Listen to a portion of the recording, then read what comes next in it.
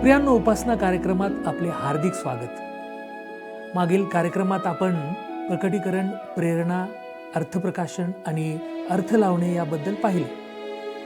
हे आधारस्तंभ आपल्याला आठवण करून देतात की पवित्र शास्त्र म्हणजे देव मानव जातीशी बोलत आहे, जे पवित्र शास्त्र आत्म्याद्वारे जतन केले गेले आहे.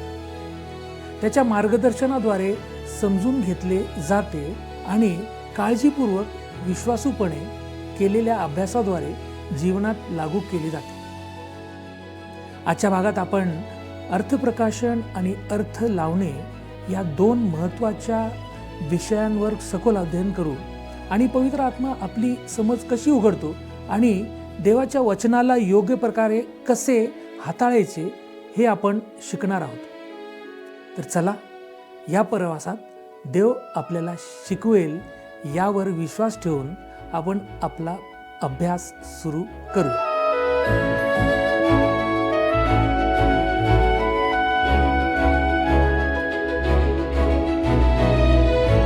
प्रियांनो, प्रभू येशू ख्रिस्ताच्या सामर्थ्यवान नावात आपणा सर्वांस सलाम.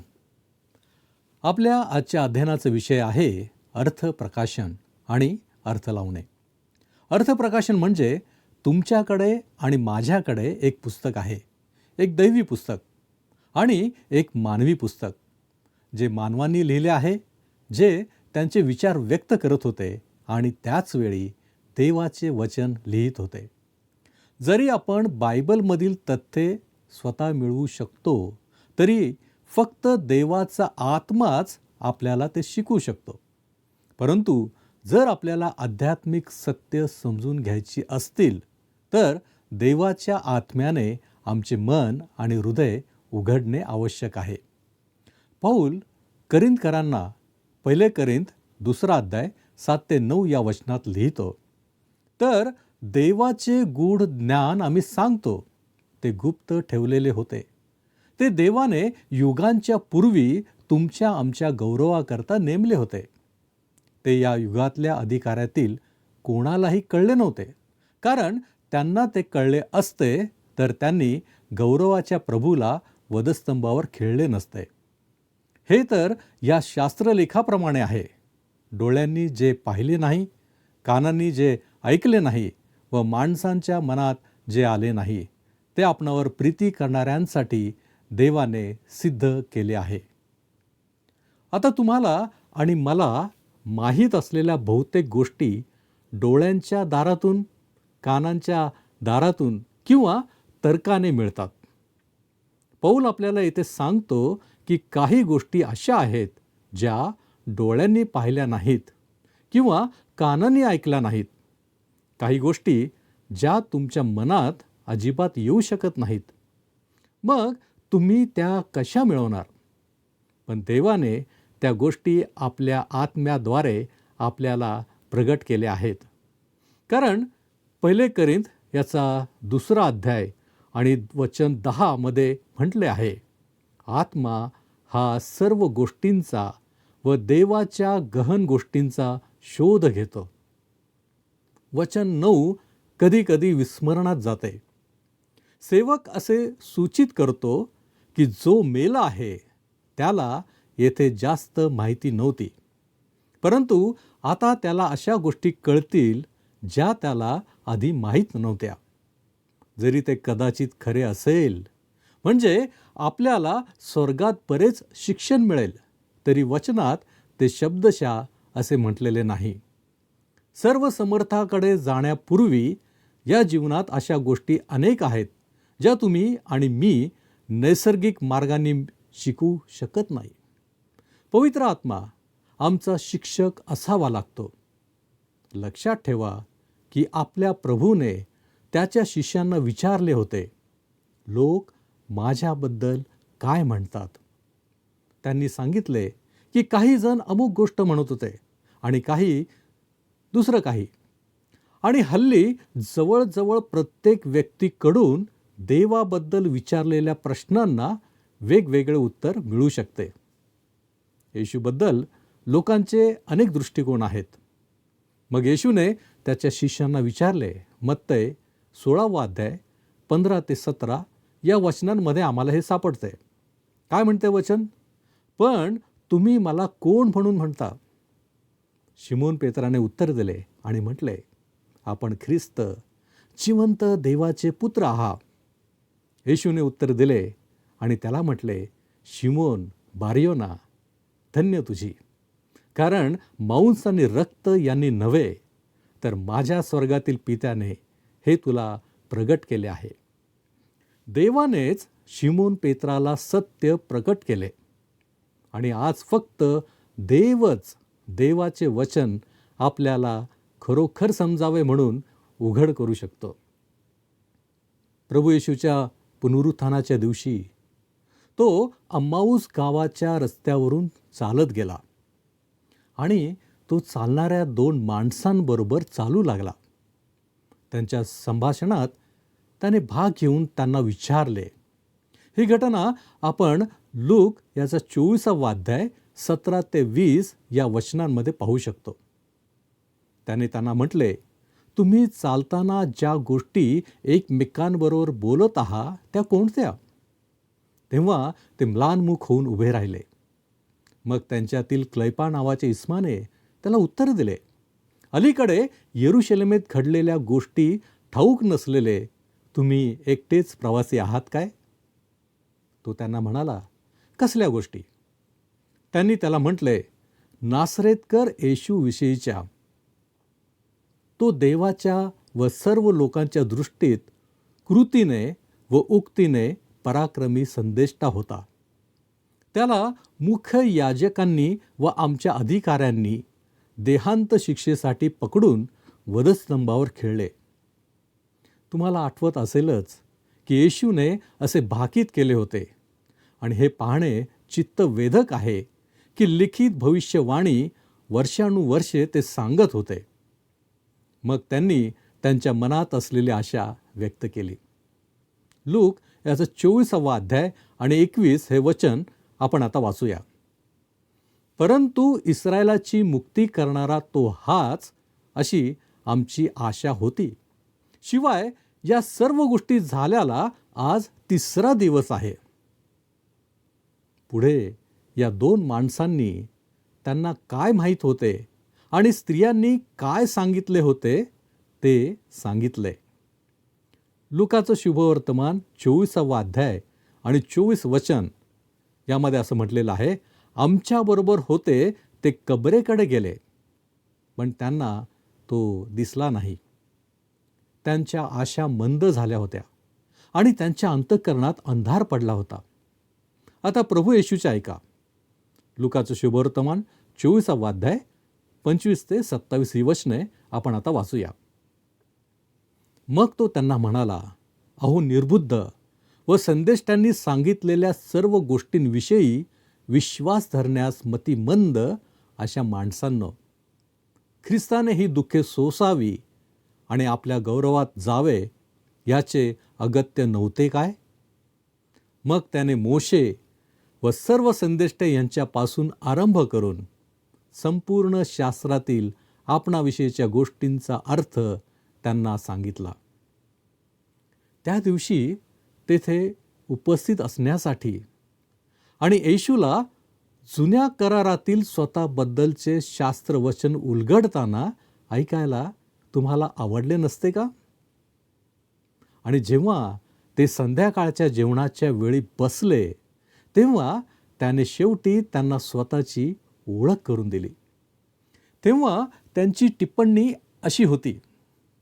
आपण लुकाचं शुभवर्तमान 24वा अध्याय आणि 32 हे वचन वाचूया. तो वाटेने आपल्याबरोबर बोलत होता व शास्त्राचा उलगडा करत होता, तेव्हा आपल्या अंतःकरणाला आतल्या आत उकळी येत नव्हती काय? प्रियांनो, पहा, आपण अशा पुस्तकाचा अभ्यास करीत आहोत जे इतर कोणत्याही पुस्तकापेक्षा वेगळे आहे. मी केवळ पवित्र शास्त्राच्या प्रेरणेवर विश्वास ठेवत नाही, तर देवाचा आत्मा तुमचे हृदय उघडून ते प्रत्यक्षात आणत नाही तोपर्यंत ते तुमच्यासाठी बंद पुस्तक आहे असे मला वाटते. त्यावेळी येशू येरुशलेमेला परतला तेव्हा त्याने शिष्यांना शिकवणे चालू ठेवले आणि तो त्यांना म्हणाला, लुकाचं शुभवर्तमान 24 अध्याय आणि 44 या वचनात, मग तो त्यांना म्हणाला, मी तुमच्याबरोबर असताना तुम्हाला सांगितलेली माझी वचने हीच आहेत की मोशेचे नियमशास्त्र, संदेष्टे व स्तोत्रे यात माझ्याविषयी जे लिहिले आहे ते सर्व पूर्ण होणे अवश्य आहे. मी तुमच्याबरोबर असताना मी तुम्हाला सांगितलेले हे जे शब्द याप्रमाणे आहेत, मोशेच्या नियमशास्त्रात, संदेष्टांमध्ये आणि स्तोत्रांमध्ये माझ्याबद्दल लिहिलेल्या सर्व गोष्टी पूर्ण झाल्या पाहिजेत. लक्षात घ्या की मोशेने ग्रंथपंचक लिहिले यावर त्याने विश्वास ठेवला. त्याला असे वाटत होते की संदेष्टे त्याच्याबद्दल बोलतात आणि स्तोत्रसंहिता, ग्रंथपंचक याकडे निर्देश करतात. ग्रंथपंचक म्हणजे पवित्र शास्त्रातील जुन्या करारातील पहिली 5 पुस्तके: उत्पत्ती, निर्गम, लेवीय, गणना आणि अनुवाद. आता या ठिकाणी आपल्याला एक महत्त्वपूर्ण वचन आहे. लुकाचं शुभवर्तमान 24 अध्याय आणि 45 या वचनात आपण वाचतो, तेव्हा त्यांना शास्त्र समजावे म्हणून त्याने त्यांचे मन उघडले. प्रियांनो, जर तो मन उघडणार नाही तर तुम्हाला ते मिळणार नाही. म्हणूनच आपण या पुस्तकाकडे मनाच्या मोठ्या नम्रतेने पाहिले पाहिजे. मग आपली बुद्धिमत्ता कितीही उच्च असली किंवा आपण उच्च शिक्षित असलो तरीही आपण 1 कोरिंथ याचा 2 अध्याय आणि 13 व 14 ही वचने वाचूया. वचन असं म्हणतं, ते आम्ही मानवी ज्ञानाने शिकवलेल्या शब्दांनी नव्हे तर आत्म्याने शिकवलेल्या शब्दांनी आध्यात्मिक गोष्टींबरोबर आध्यात्मिक गोष्टींची संगती लावून सांगतो. स्वाभाविक वृत्तीचा माणूस देवाच्या आत्म्याच्या गोष्टी स्वीकारित नाही, कारण त्या त्याला मूर्खपणाच्या वाटतात आणि त्याला त्या समजू शकणार नाहीत, कारण त्यांची पारख आत्म्याच्या द्वारे होते. प्रियांनो, बघा, जेव्हा अशा स्वाभाविक वृत्तीचा माणूस, तो जरी उपदेशक असला आणि म्हणाला की तो आता पवित्र शास्त्राला देवाचे वचन मानत नाही, तेव्हा मी स्वतः त्याबद्दल कधीही अस्वस्थ होत नाही, कारण तो तसेच बोलणार आहे. शेवटी जर तो आस्तिक नसेल तर तो ते समजू शकत नाही. मार्क ट्वेन हे एक अमेरिकन लेखक, विनोदकार आणि निबंधकार होते. ते काही आस्तिक नव्हते. त्यांनी म्हटले होते की पवित्र शास्त्रामध्ये त्यांना न समजलेल्या गोष्टींमुळे ते अस्वस्थ झाले नाहीत, परंतु त्यांना ज्या गोष्टी समजल्या त्या गोष्टी त्यांना चिंतेत टाकत होत्या. अविश्वासू व्यक्तीला समजू शकणाऱ्या काही गोष्टी आहेत आणि त्या गोष्टीच अनेकांना देवाच्या वचनाचा तिरस्कार करण्यास भाग पाडतात. फ्रेंच गणिती तज्ज्ञ पास्कल यांचे म्हणणे होते की मानवी ज्ञान प्रेम करण्यासाठी समजून घेतले पाहिजे, परंतु दैवी ज्ञान समजून घेण्यासाठी प्रेम केले पाहिजे. अर्थप्रकाशन या विषयाचा येथे शेवट करण्यापूर्वी मी तुम्हाला काही अधिक सांगतो. लक्षात घ्या की फक्त देवाचा आत्माच तुमचे मन आणि हृदय उघडू शकतो, जेणेकरून तुम्ही ख्रिस्ताला पाहू शकाल आणि स्वीकारू शकाल आणि त्याच्यावर तुमचा तारणहार म्हणून विश्वास ठेवू शकाल. किती अद्भुत आहे ना हे. अनेक सेवक पुलपिटवर प्रवेश करताना मनातून खूप असहाय्य असतात. प्रियांनो, माझ्यावर विश्वास ठेवा. कोणताही सेवक कोणाचेही परिवर्तन करू शकत नाही, परंतु ज्ञानाद्वारे देवाचा आत्मा त्या सेवकाचे मृत शब्द घेऊन त्यांना वास्तविक आणि जिवंत बनवू शकतो. आता आपण अर्थ लावणे या मुद्द्याकडे वळत आहोत. अर्थ लावणे हे तुम्ही आणि मी देवाच्या वचनाला दिलेल्या अर्थ लावण्याशी संबंधित आहे. आणि ज्याप्रमाणे अर्थ लावले जातात तसे निरनिराळ्या प्रकारामध्ये विभागणी होते. हेच कारण आहे की आपल्याकडे मेथोडिस्ट, बॅप्टिस्ट, प्रेस्बिटेरियन आणि बरेच काही प्रकार आहेत. अमुक प्रकारचे शिक्षक आणि तमुक प्रकारचे शिक्षक आहेत आणि आपल्या सर्वांचे आपापले अर्थ आहेत. आणि जिथे मतभेद आहेत तिथे कोणीतरी स्पष्टपणे चुकीचा असतो. पवित्र शास्त्राचा अर्थ लावण्याचा प्रयत्न करताना आम्हाला अनेक नियम पाळण्याची आवश्यकता आहे. पहिला, पवित्र शास्त्राचा एकूण उद्देश प्रथम विचारात घेतला पाहिजे. आणि म्हणूनच मी ते सर्व शिकवतो, कारण मला वाटते की शास्त्राच्या कोणत्याही विशिष्ट वचनाबद्दल कोणत्याही कट्टर निष्कर्षापर्यंत पोहोचण्यापूर्वी तुम्हाला ते सर्व माहीत असणे आवश्यक आहे. त्याच्याशी संबंधित सर्व वचने विचारात घेणे महत्त्वाचे आहे. दुसरा मुद्दा, शास्त्रलेख कोणाला उद्देशून आहे याचा पुढे विचार केला पाहिजे. उदाहरणार्थ, खूप पूर्वी देवाने यहोशवाला म्हटले होते, उठ, ही यार्देन ओलांडून जा, जे आम्हाला यहोशवा याचा 1 अध्याय आणि 2 या वचनात दिसते. या वचनाचा अर्थ असा नाही की मी स्वतः देखील यार्देन नदी ओलांडून जावे. जेव्हा मी ते वचन वाचतो तेव्हा मी ते जाणून घ्यावे की प्रभू यहोशवाशी बोलत आहे. यामध्ये आमच्यासाठी एक मोठा धडा आहे.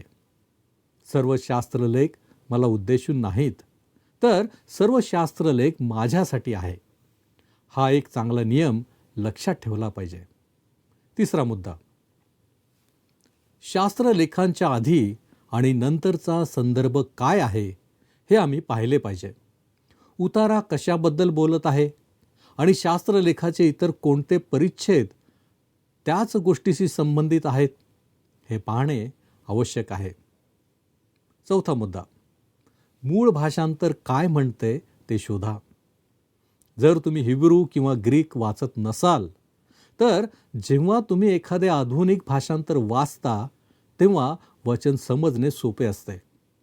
खरे सांगायचे तर जरी आधुनिक भाषांतरांमध्ये चांगल्या गोष्टी असल्या तरीही मी आधुनिक भाषांतरांविषयी शिफारस करू शकत नाही. मला असे आढळून आले आहे की आपण सैद्धांतिकदृष्ट्या विभाजित असल्यामुळे पवित्र शास्त्राचे भाषांतर करण्याचा प्रयत्न करणारा प्रत्येक गट नैसर्गिकरित्या त्यांच्या भाषांतरात त्यांचा विशिष्ट दृष्टिकोन घालतो. म्हणून जर उदारमतवादी भाषांतर करणार असेल तर तुम्हाला उदारमतवादाची चव येऊ शकते. जर मूलतत्ववादी भाषांतर करणार असेल तर तुम्हाला काही ठिकाणी त्याप्रमाणे भाषांतर मिळेल. तथापि मूळ इंग्रजी भाषांतर करणारे असे लोक होते ज्यांना असे वाटत होते की पवित्र शास्त्र हे देवाचे वचन आहे आणि त्यांनी त्यानुसार ते हाताळले. जेव्हा असे शब्द होते जे भाषांतर करू शकत नव्हते तेव्हा त्यांनी ते फक्त लिप्यंतरित केले, म्हणजे मूळ शब्द जसा आहे तसाच तो भाषांतरामध्येही घेतला गेला. उदाहरणार्थ, अब्बा आणि बाप्तिस्मा. आधुनिक भाषांतरांमध्ये धोका असा आहे की भाषांतर हे कट्टर पद्धतीने केले जाते. अनुवादकाने एका भाषेतून काहीतरी काढून ते दुसऱ्या भाषेत तुलनात्मक शब्दांमध्ये ठेवले पाहिजे. म्हणजेच शक्य असेल तर समान शब्द वापरणे.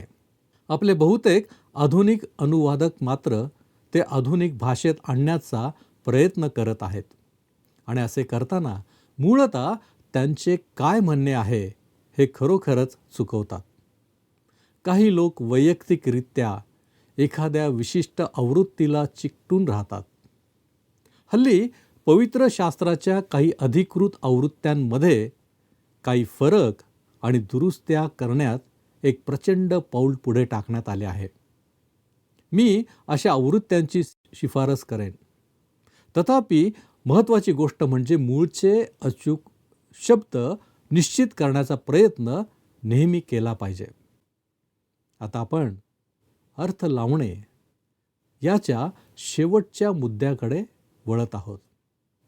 5वा मुद्दा, बायबलचा शब्दशः अर्थ लावणे. दिवंगत डॉक्टर डेव्हिड कूपर यांनी ते चांगले म्हटले आहे. जेव्हा शास्त्राचा स्पष्ट अर्थ सामान्य अर्थाने समजतो तेव्हा दुसरा अर्थ शोधू नका. म्हणून प्रथम प्रत्येक वचनाचा प्राथमिक सामान्य नेहमीचा शाब्दिक अर्थ घ्या.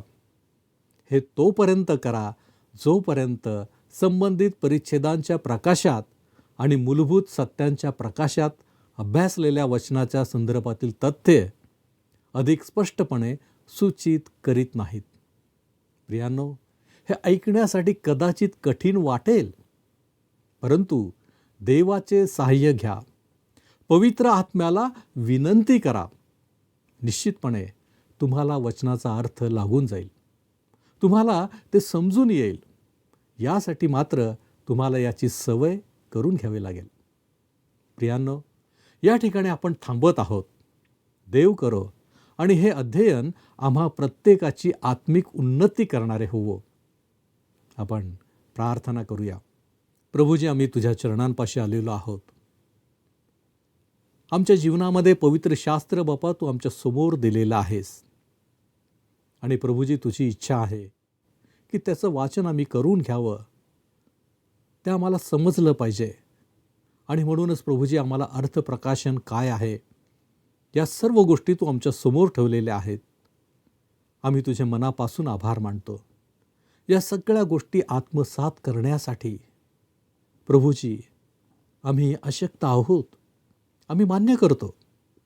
परंतु बापा, ज्यावेळेस तू आम्हाला शिकवतोस निश्चितपणे आम्ही त्या गोष्टी शिकतो.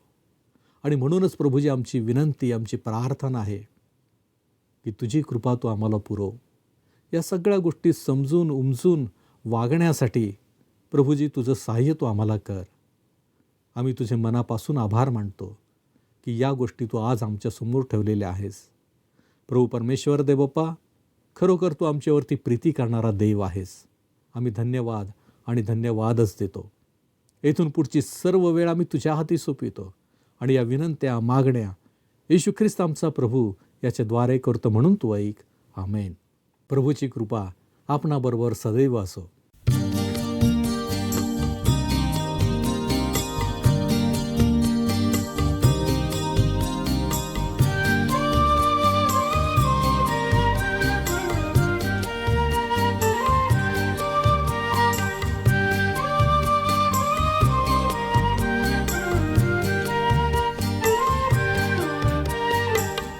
जीवनाची फळे सुखदायक ही तव शास्त्री पाहे दिसताती. जीवनाची फळे सुखदायक ही तव शास्त्री पाहे दिसताती. जीवनाची फळे.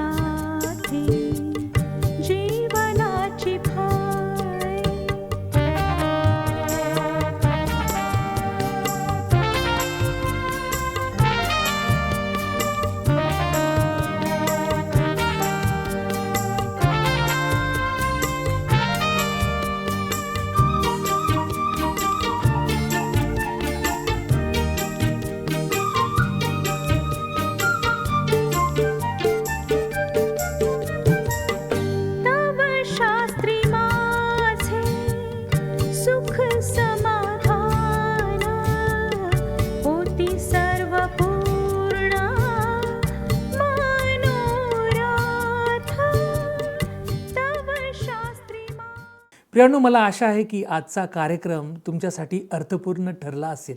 आपण पाहिले की जरी पवित्र शास्त्र मानवी भाषेत लिहिले असले आणि आपण त्यातील तथ्ये समजू शकत असलो, तरी जेव्हा पवित्र आत्मा आपल्या हृदय आणि मन उघडतो तेव्हा आम्हाला खरी आध्यात्मिक समज येते. पौल शिकवतो की काही सत्ये पाहण्याने, ऐकण्याने किंवा तर्काने शिकता येत नाहीत, परंतु ती आत्म्याद्वारे प्रकट केली जातात. प्रियांनो, पवित्र शास्त्र हे एक दैवी पुस्तक आहे जे नैसर्गिक विचारांसाठी बंद आहे आणि त्याकडे नम्रतेने पाहिले पाहिजे. अर्थ लावणे देखील महत्त्वाचे आहे. चांगला अर्थ लावण्यासाठी आपण बायबलचा एकूण उद्देश, त्याचे श्रोते, संदर्भ, मूळ अर्थ विचारात घेतो आणि स्पष्टपणे प्रतिकात्मक नसल्यास शास्त्रवचन शब्दाशब्द घेतो. शेवटी केवळ देवच ख्रिस्ताला प्रकट करू शकतो आणि त्याचे जिवंत वास्तवात रूपांतर करू शकतो. आज जरी आपण येथे थांबत असलो तरी आपला हा प्रवास अजून संपलेला नाही. आपल्या पुढील भागात आपण एक महत्त्वाच्या प्रश्नाचा विचार करताना आणखी सखोल अभ्यास करू.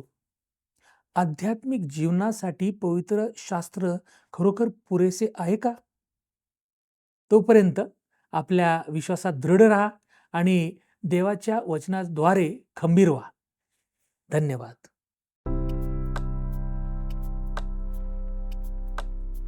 मागील कार्यक्रमातील प्रश्नाचे उत्तर आहे पर्याय डी. देव बोलला आहे आणि देवाने मानवाशी संवाद साधला आहे, याला प्रकटीकरण म्हणतात. आजचा प्रश्न: ग्रंथपंचक म्हणजे पवित्र शास्त्रातील, जुन्या करारातील टिंब टिंब टिंब पुस्तके? ए. शेवटची 5, बी. पहिली 5, सी. संदेष्ट्यांची, डी. 5. प्रियांनो, या प्रश्नाचे उत्तर उद्या सकाळी 6 वाजण्याच्या आधी पर्याय ए, बी, सी किंवा डी लिहून आपले नाव, पत्ता आणि ठिकाण यासोबत मोबाईल नंबर 7021474742 वर SMS किंवा व्हॉट्सॲप करा. हा कार्यक्रम आपणास आवडला काय? आता आम्हाला एक मिस कॉल करा.